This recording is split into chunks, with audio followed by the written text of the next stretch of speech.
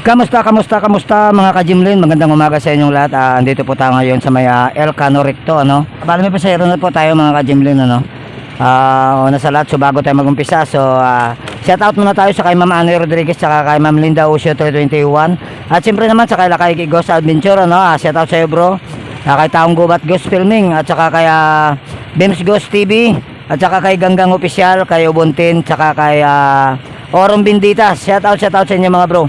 Magandang umaga at siyempre naman sa ating mga subscriber at mga viewers. So ngayong umaga samahan nyo po ako sa aking biyahe. So tara na, let's go. So ayan po mga ka-Gymlin, ano, tayo po ay nakakuha na ng pasahero. So tayo po ay tatakbo na at samahan nyo po ako sa aking biyahe. Bali may pasahero po tayo, ihatid po natin si ate dito sa looban, ano, papunta po sa kanyang destinasyon, sa kanyang trabaho. So pagkatapos nito mga ka-Gymlin, maghanap tayo ng panibago, ano. Babalik tayo ng Lakandula.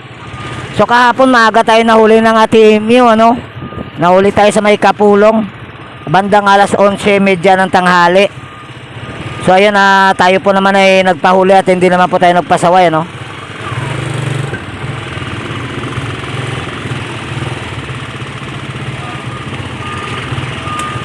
So andito po kami sa may Elcano. Ito po yung lugar mga ka-Gymlin. Ito po yung lugar na nakasanayan ko na simula pa nang ako'y nagbiyahe, ano. Lahat po ng area na to papunta po ng Binondo, alusot po ng Malate hanggang sa Intramuros, memorize na po natin. Papunta po ng San Lazaro, SM Manila. So alam na po natin ang mga lugar na yan mga ka-Gymlin, ano. So kung meron po kayong katanungan at gusto nyo pong mag-comment, comment lang po tayo sa comment section sa baba para po matingnan po natin kung sino po yung dapat nating i-shoutout sa susunod nating mga video. So medyo matraffic lang dito ngayon mga ka-Gymlin, ano. Ay ganito talagang kalakaran dito sa Elcano.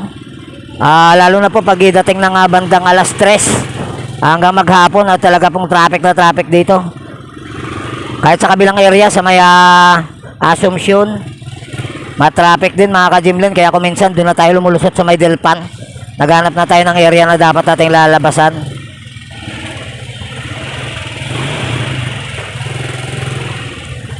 So may mga bago tayong mga kaibigan, mga vlogger dito sa may Divisoria, no? Nakarating sila dito. So nagkakilala kami, andito yung kanilang sticker sa harap ng aking sidecar. So maraming salamat naman sa kanila kasi kahit papano ay okay naman po sila at nagkasundo kami. Mga mabait naman ng mga vlogger.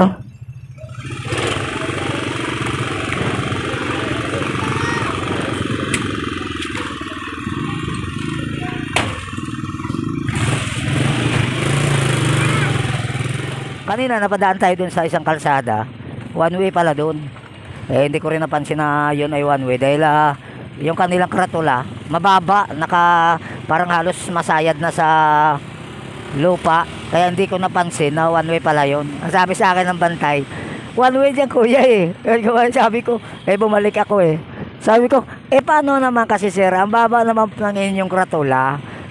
Sabi ko, hindi ko nakita.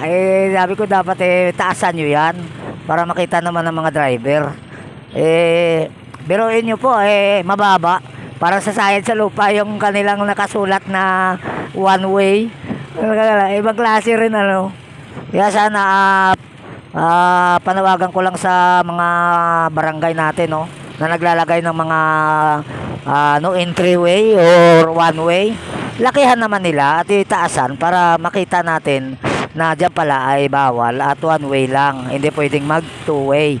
So ang problema kasi mababa, kaya hindi natin nakita yung kanilang karatula, kaya bumalik tayo mga ka-Gymlin.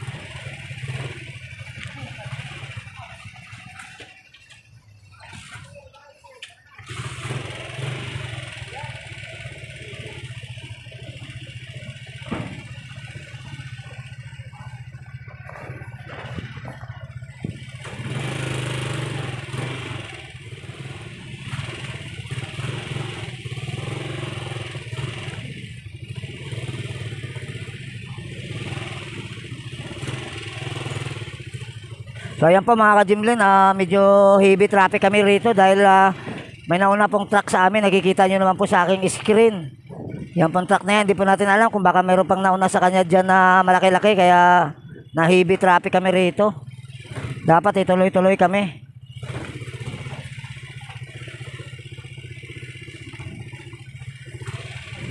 Ito yung problema dito mga ka-Jimlin sa area na to pag mayroong mga sasakyan na malalaki. Kaya ako minsan inuunahan ko, ino-overtaken ko yung mga malalaki kasi alam ko magdudulot na naman ng ng istorbo sa akin pagtakbo. So ayan, nakarating na po kami sa aming destinasyon. Kaya maraming sa lahat ng sumama.